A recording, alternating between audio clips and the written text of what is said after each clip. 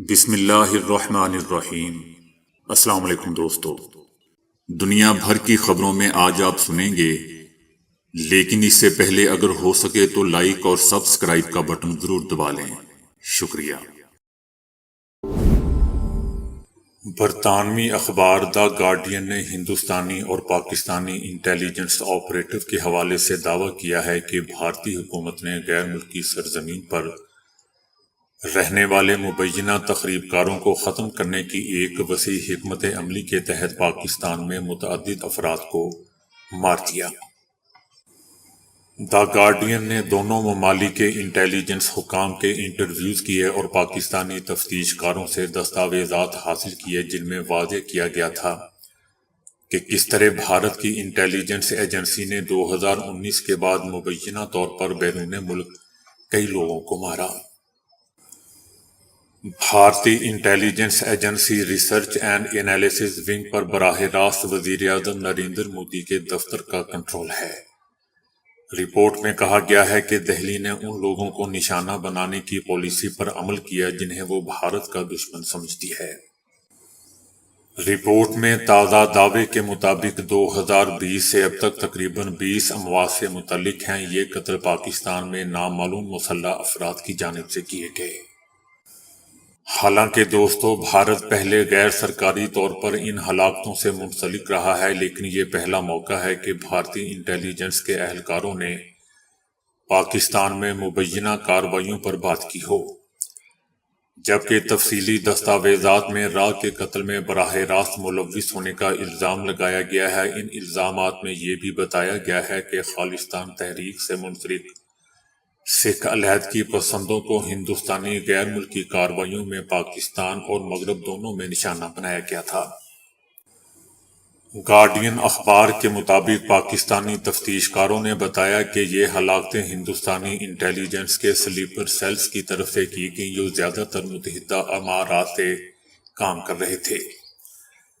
2023 میں ہوئی ہلاکتوں میں اضافے کا سہرا ان سیلز کی بڑھتی ہوئی سرگرمیوں کو دیا گیا جن پر مقامی مجرموں یا غریب پاکستانیوں کو قتل کے لیے لاکھوں روپے دینے کا الزام ہے۔ گارڈین اخبار کا یہ بھی کہنا ہے کہ بھارتی ایجنٹوں نے مبینہ طور پر فائرنگ کے لیے جہادیوں کو بھی بھرتی کیا اور انہیں یقین دلایا کہ وہ کافروں کو مار رہے ہیں۔ 2 ہندوستانی انٹیلیجنس افسران کے مطابق بھارتی خفیہ ایجنسی کی جانب سے بیرون ملک مفرور افراد پر توجہ مرکوز کرنے کا رجحان 2019 میں پلوامہ حملے سے شروع ہوا تھا۔ بھارتی خفیہ ایجنسی کے اہلکاروں کا کہنا تھا کہ ملک سے باہر لوگوں کو نشانہ بنانے کا طریقہ کار تبدیل کر دیا گیا کہ اس سے پہلے کہ وہ حملہ کر سکیں یا کوئی خلل پیدا کر سکیں ہم انہیں نشانہ بنائیں۔ بھارتی خفیہ ایجنسی کے اہلکار کا یہ بھی کہنا تھا کہ اس طرح کے آپریشن کرنے کے لیے حکومت کی اعلیٰ ترین سطح سے منظوری لینا ضروری ہوتی ہے۔ گارڈین سے بات کرتے ہوئے 2 الگ الگ پاکستانی انٹیلیجنس ایجنسیوں کے سینئر عہدیداروں کا کہنا تھا کہ انہیں 2020 سے لے کر اب تک 20 اموات میں ہندوستان کے ملوث ہونے کا شک ہے۔ انہوں نے گواہوں کی شہادتیں، گرفتاری کے ریکارڈ، مالیاتی بیانات، واٹس ایپ پیغامات، پاسپورٹ سمیت 7 مقدمات میں پہلے سے نامعلوم انکوائری سے متعلق شواہد کی طرف اشارہ کیا۔ تفتیش کاروں کا کہنا ہے کہ پاکستانی سرزمین پر اہداف کو مارنے کے لیے بھارتی جاسوسوں کی طرف سے کی جانے والی کارروائیوں کی تفصیلات ان شواہد میں ظاہر ہوتی ہیں۔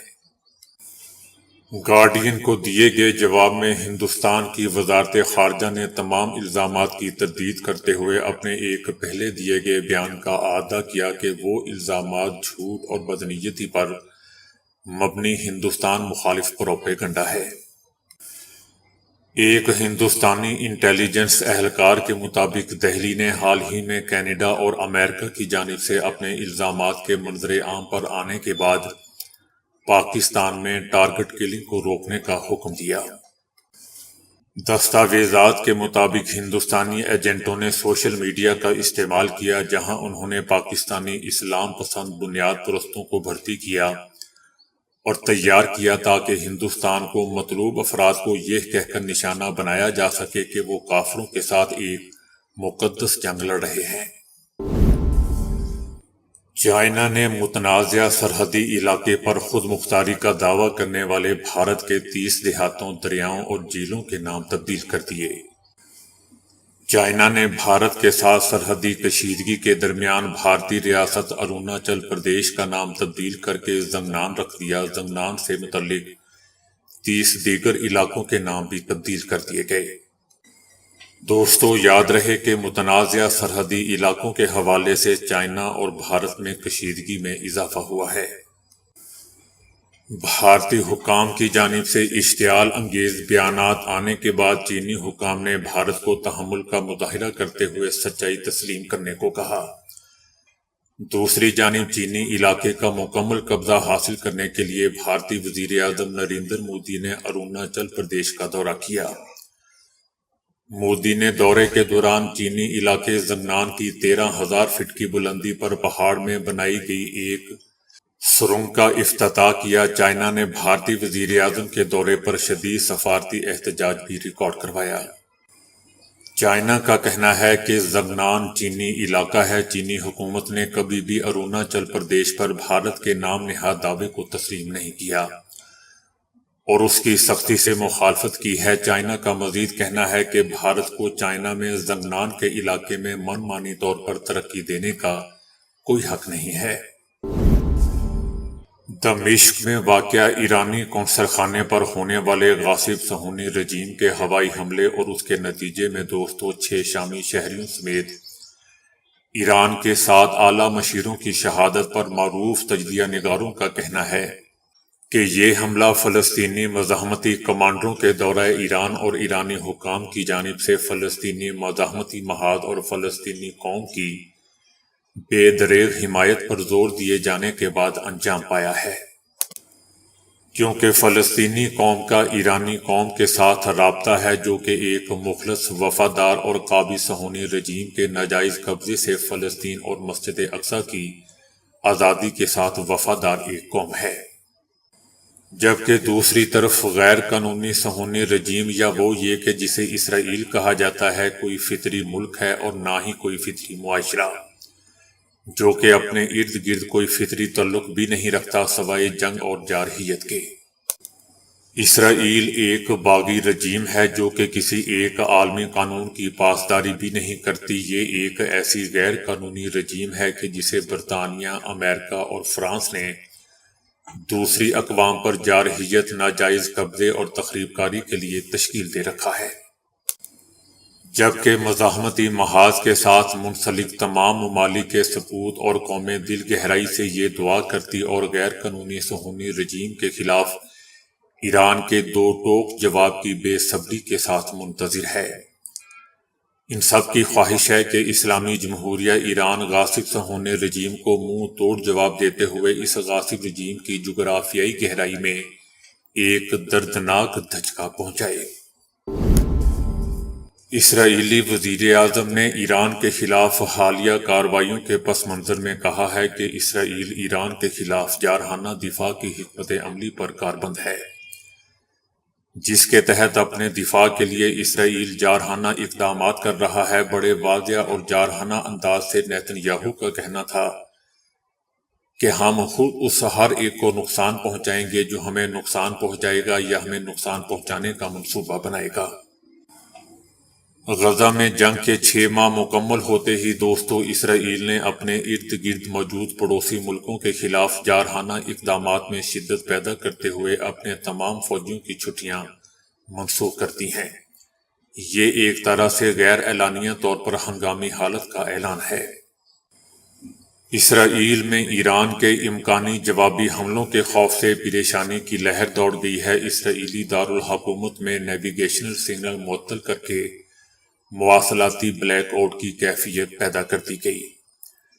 نیویگیشنل سگنل دارالحکومت میں ایران کے جوابی حملے کے خوف سے دوستوں معطل کر دیے گئے تھے۔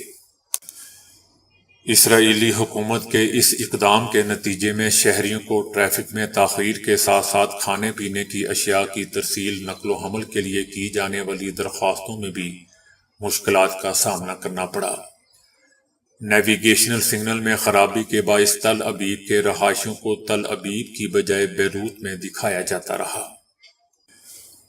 دوسری طرف ایران کا کہنا ہے کہ اسرائیلی حملوں کے مقابلے میں ایران کا جواب نبات اللہ ہوگا اور اس کی کوشش یہ ہوگی کہ جنگ کا میدان وسیع ہو۔ اسرائیلی وزیر اعظم نیتن یاہو کا جنگی کابینہ کے اجلاس میں کہنا تھا کہ ایران کئی سالوں سے اسرائیل کے خلاف خود یا اپنی پراکسیز کے ذریعے کارروائیاں کر رہا ہے، اس لیے ایران اور اس کی پراکسیز کا اسرائیل جواب دے رہا ہے۔ نیتن یاہو کا کہنا تھا کہ ہمیں پتہ ہے کہ ہمیں کیسے اپنا دفاع کرنا ہے، ہم اس سیدھے سادے اصول کے تحت اپنا دفاع جاری رکھیں گے کہ ہر اس ملک کو نقصان پہنچائیں گے جو ہمیں نقصان پہنچاتا ہے یا ہمیں نقصان پہنچانے کا منصوبہ بناتا ہے۔ اسی تناظر میں دوستو، صدر جو بائیڈن اور نیتن یاہو کے درمیان ہونے والی تازہ گفتگو بھی بڑی اہمیت کی حامل ہے۔ جو بائیڈن کا کہنا ہے کہ اسرائیل کو درپیش ان خطرات کے باعث امریکہ اسرائیل کے لیے اپنی حمایت جاری رکھے گا۔ اسرائیل کا کہنا ہے کہ اہم تجارتی مرکز تل ابیب میں نیویگیشنل سگنلز کی معطلی میزائلوں سے بچنے کے لیے کی گئی تھی۔ عمران خان کی اہلیہ بشرا بی بی کی طبیعت ناسازی کا معاملہ دوستو، بشرا بی بی کی میڈیکل رپورٹ سامنے آ چکی ہے۔ 4 رکنی ڈاکٹرز پر مشتمل میڈیکل بورڈ نے چیک اپ کیا۔ بشرا بی بی کے خون میں کسی بھی قسم کی سلو پوائزن کے اثرات نہیں ملے۔ ڈاکٹرز نے بشرا بی بی کی طبیعت کو تسلی بخش قرار دے دیا۔ بشرا بی بی کو معدے میں جلن سمیت ہونٹوں کی سوجن اور آنکھوں میں پانی آنے کی شکایت تھی۔ بشرا بی بی کو کان کی تکلیف سمیت سانس کی بھی شکایت تھی۔ دلچسپ بات دوستو یہ ہے کہ بشرا بی بی کی آنکھوں کا معائنہ نہیں کیا گیا کیونکہ انہوں نے اس کی اجازت نہیں دی۔ معائنے کے بعد کوئی ایسی چیز سامنے نہیں آئی جس کی ان کو شکایت تھی۔ ڈاکٹرز نے بشرا بی بی کو چند ادویات تجویز کی ہیں جو ان کے لیے ضروری ہیں۔ ایک اور دلچسپ بات یہ بھی ہے کہ عمران خان نے خود بشرا بی بی کو سلو پوائزن دینے کا الزام عائد کیا تھا، جس کے بعد 4 افسران 4 رکنی ٹیم نے بنی گالا سب جیل میں بشرا بی بی کا طبی معائنہ کیا۔ دوستو، کیا یہ دکھ والی بات نہیں ہے کہ کل کو بی بی کا اگر پیٹ بھی خراب ہو جائے تو عمران خان بذات خود اسٹیبلشمنٹ یا چیف آف آرمی سٹاف کا نام لگاتا نظر آئے، ان سب کو ذمہ دار ٹھہرائے۔ حماس نے خبردار کرتے ہوئے کہا ہے کہ مسجد اقصی کی کسی قسم کی بے حرمتی پورے خطے کو آگ لگا دے گی۔ حماس کا کہنا ہے کہ غزہ میں رونما ہونے والے حالات کے پیش نظر ہم سب کی ذمہ داری بنتی ہے کہ صہیونی امریکی جنگی مشینری کے خلاف اٹھ کھڑے ہوں۔ ہم سب پر لازم ہے کہ غزہ اور فلسطین سے ہمدردی کا اظہار کرے اور ان کی حمایت کا اعلان کر دیں۔ ہمیں شیطانی محاذ کے مقابلے میں ایمانی محاذ کے اندر رہ کر اتحاد اور وحدت کا مظاہرہ کرنا چاہیے۔ حماس کا کہنا ہے کہ غاصب صہیونی رجیم ہمارا یہ پیغام کان کھول کر سن لیں کہ ہم محاذوں کے اتحاد کی بنیاد پر اپنی جنگ جاری رکھیں گے اور ہرگز اسے اپنی سرزمین میں سکون کا سانس لینے کی اجازت نہیں دیں گے۔ محاذوں کی مدد سے تمام محاذوں پر عام شہریوں کے خلاف غاصب صہیونی رجیم کی جارحانہ اقدامات کا بھرپور جواب دیتے رہیں گے۔ غزہ، مغربی کنارے اور لبنان میں غاصب طاقتوں کا مقابلہ جاری رکھیں گے۔ دور جدید میں بڑا ہوا پیٹ ایک المیہ ہے، اگرچہ بڑے ہوئے پیٹ کے حامل افراد بہت سے ٹوٹکے تو آزماتے ہیں لیکن وہ بہت ہی کم کامیاب ہو پاتے ہیں۔ کچھ مشروبات کم کیلوریز پر مشتمل ہوتے ہیں لیکن پیٹ کو تیزی کے ساتھ یا مختصر وقت میں کم کرنے میں انتہائی مددگار ثابت ہو سکتے ہیں۔ گرمیوں میں برف والے ٹھنڈے پانی کے استعمال سے آپ کے جسم میں موجود زیادہ سے زیادہ کیلوریز کا خاتمہ ممکن ہے، لیکن اپنے مطلوبہ رزلٹ کے حصول کے لیے آپ کو روزانہ کم سے کم 16 اونس پانی پینا ہوگا۔ سبز چائے کا استعمال ایسے افراد کے لیے انتہائی مفید ثابت ہوتا ہے جو اپنا وزن کم کرنا چاہتے ہیں۔ یہ چائے جسم میں موجود کیلوریز کو جلاتی ہے۔ سبز چائے دوسرے مشروبات کی نسبت 43% زیادہ کیلوریز جلانے کی صلاحیت رکھتی ہے۔ اگر آپ پیٹ کو کم کرنا چاہتے ہیں تو یہ چائے آپ کے لیے بہترین ہے۔ ویجیٹیبل جوس کو اپنی خوراک کا حصہ ضرور بنائیں۔ سبزیوں کا رس نہ صرف دل و دماغ کو فرحت اور تازگی بخشتا ہے بلکہ کیلوریز جلانے میں بھی مؤثر ثابت ہوتا ہے۔ ناریل کا پانی الیکٹرولائٹ سے بھرپور ہوتا ہے اور الیکٹرولائٹس ناریل پانی میں بہت زیادہ پایا جاتا ہے۔ یہ مادہ جسم میں نمی کو برقرار رکھتا ہے۔ ناریل پانی کو بغیر مصنوعی فلیور اور چینی کے پینا چاہیے۔ غذائی مشروبات کے استعمال سے آپ وزن کم کر سکتے ہیں اور اس کے لیے 1 گلاس پینا ہی کافی ہوتا ہے، کیونکہ یہ طویل وقت تک توانائی مہیا کر سکتے ہیں، لیکن یہ خصوصیات تمام غذائی مشروبات میں موجود نہیں ہوتی، اس لیے ڈاکٹرز کے مشورے کے بغیر استعمال نہ کریں۔ اکثر کہا جاتا ہے کہ انڈے کھانے سے کولیسٹرول میں اضافہ ہوتا ہے، جس کے باعث ہائی بلڈ پریشر اور دل کی مختلف بیماریوں کے خدشات بھی بڑھ جاتے ہیں۔ لیکن اب تک ہونے والی سنجیدہ سائنسی تحقیقات سے اس دعوے کے حق میں کوئی ثبوت نہیں مل سکا ہے۔ ان خیالات کا اظہار میڈیکل نیوز ٹوڈے نامی ویب سائٹ میں کیا گیا ہے، جس میں انڈوں اور کولیسٹرول میں باہمی تعلق کے حوالے سے گزشتہ کئی سال میں ہونے والی درجنوں طبی تحقیقات کا حوالہ دیا گیا ہے۔ ان تمام تحقیقات سے یہی ثابت ہوتا ہے کہ انڈے کھانے سے اکثر لوگوں کے خون میں کولیسٹرول پر یا ان کی مجموعی صحت پر کوئی اثر نہیں پڑتا۔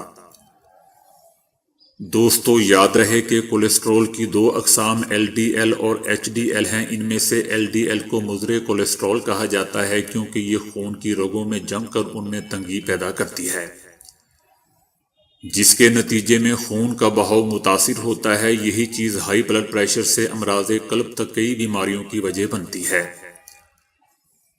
تاہم گزشتہ کئی سال کے دوران کی گئی درجنوں طبی تحقیقات سے یہ ثابت نہیں ہوا ہے کہ انڈے کھانے کی وجہ سے LDL بڑھا ہو۔ تو دوستو، ابھی کے لیے اتنا ہی۔ ویڈیو کو لائک اور شیئر کرنے کا بہت بہت شکریہ۔